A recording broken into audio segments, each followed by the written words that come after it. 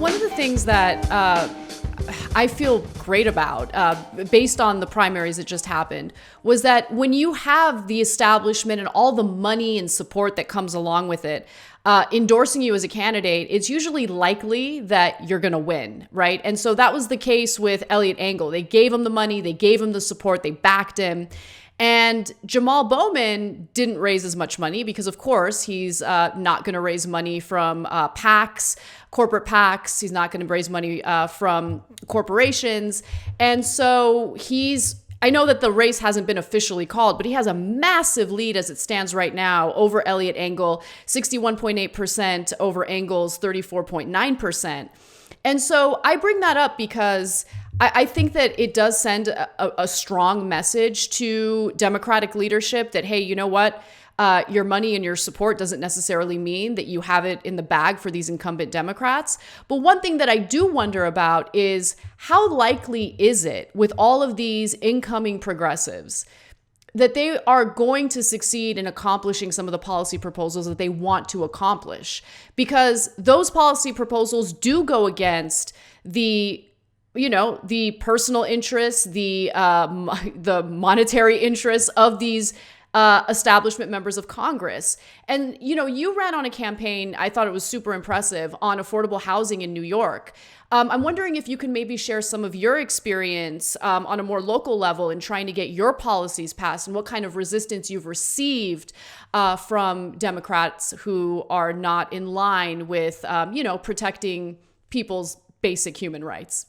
Yeah, sure. Well, one of the advantages and lessons from candidates like myself who ran in 2018 and in 2020 without any corporate PAC money, without real estate industry money, is that we demonstrate for those who are in the political establishment, many of whom are my own colleagues, we demonstrate for them that this is what the people want.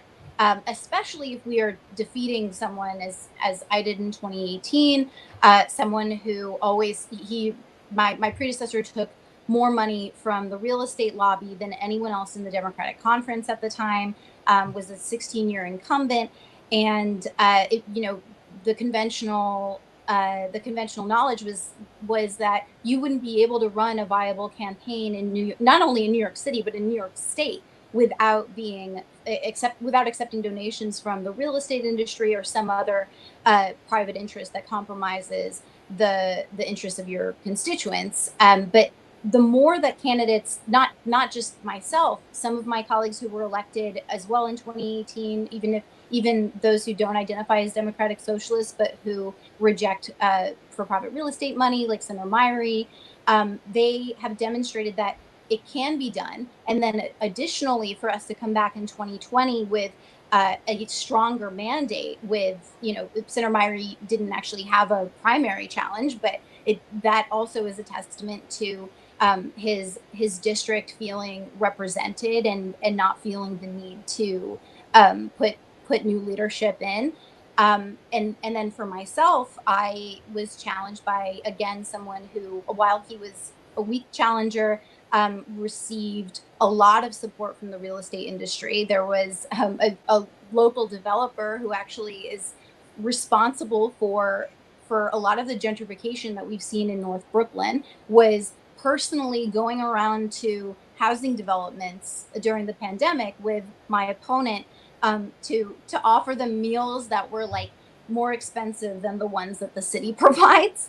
Wow. And needless to say that the real estate industry had stakes in this, and particularly not only because of the of what I say that I support, but because last year in 2019 we had the opportunity in the state legislature to pass stronger rent laws, and it was a lot of what I had campaigned on was supporting these rent reforms that would remove loopholes in the rent laws that were basically driving displacement, right? And then additionally, I introduced a bill that is essentially described as a statewide universal rent control bill, the Good Cause Eviction bill, which we didn't get to pass in 2019, but we have a majority of co-sponsors on the bill and are still continuing to fight for it. So naturally, a bill that would extend rights to millions of tenant households that who currently have virtually no protections from eviction and displacement is not something that the real estate industry wants. So naturally they would run a candidate against you, but no amount of money, thankfully, can really persuade working class people and our communities who have witnessed firsthand the displacement of their families and their families and themselves suffering from these policies. No amount of money poured in by lobbyists is going to persuade them to vote against their interests. And it's interesting to see how um, other candidates, such as the candidate who challenged AOC, spent, I think, well over, if I remember correctly, well over $1 million to try to take her out. And ultimately, AOC completely swept, right? Mm-hmm. And it's sort of insulting, the idea that you could just buy an election like that, particularly in a congressional district or in a state Senate district. It's really insulting to the intelligence of voters, that what you're really saying is that if we pour enough money into this and we just make the person's face visible enough by buying TV ads or enough posters, whatever, or even meals for public housing residents, that they are going to just accept that, and not reflect on whether it's in their own self-interest. Absolutely. So, one just final question from me.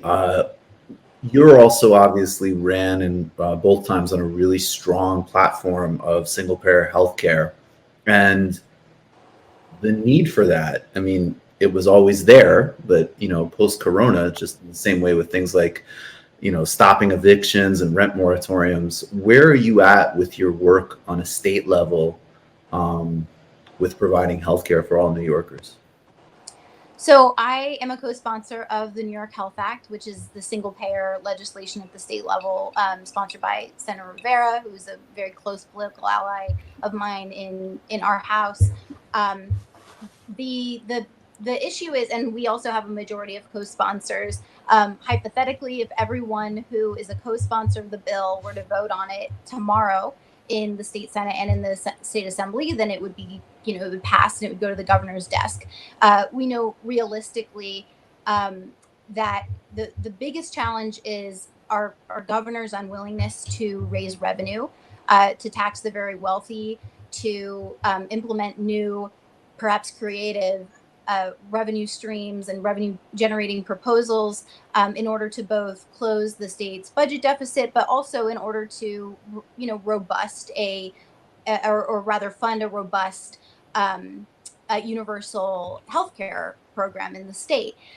So really, it's directly tied to this legacy of austerity that unfortunately we haven't yet defeated in New York. But I'm hopeful, as we're seeing, we're going to have a new Democratic Socialist colleague in the state Senate, Jabari Brisport, additional, probably at least 2 additional state assembly members who are Democratic Socialists.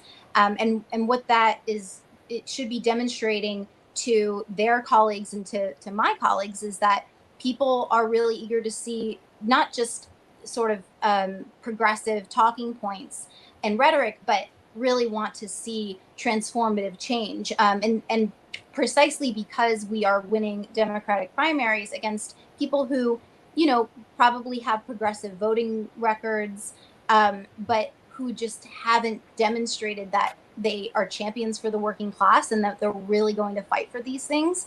I do think that it improves our chances of being able to pass really transformative policies like the New York Health Act. But it is, I think, realistically, it will probably take a change of power at the executive level in order for us to finally pass single payer health care, and perhaps even for us to see universal rent control. But we have to keep fighting for it. And then we also have to always remember to put pressure on the executive, and say, it's not, you can't blame it on the legislature. You can't blame it on the money not being there. We know that realistically, it doesn't have to be this way. This is a way that we could get there. And we need to put the pressure on the people who actually have the power to change this, to have the courage to make those decisions, like taxing the rich, right, and passing the New York Health Act, and not cutting Medicaid in the middle of a pandemic, which was something that I couldn't believe we were debating, but Real. Something we had to defend our local hospitals from during the state budget.